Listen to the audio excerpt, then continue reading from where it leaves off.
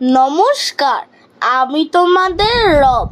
দক্ষিণ সিকিমের রাবাংলায় 2013 সালে 25শে মার্চ 14তম দলাই লামা দ্বারা পবিত্র করা হয় 130 ফিট উঁচু গৌতম বুদ্ধের মূর্তি, যা 60 টন তামা দিয়ে তৈরি। গৌতম বুদ্ধের 2550তম জন্মবার্ষিকী উপলক্ষে এই পার্কটি প্রতিষ্ঠা করা হয়। প্রতিদিনই সকাল 9টা থেকে বিকাল 5টা পর্যন্ত খোলা। রথটি এখানে আছে। ছোট সুভিনিয়ার শপ, জাদুঘর ও ধ্যান করার জায়গাও আছে।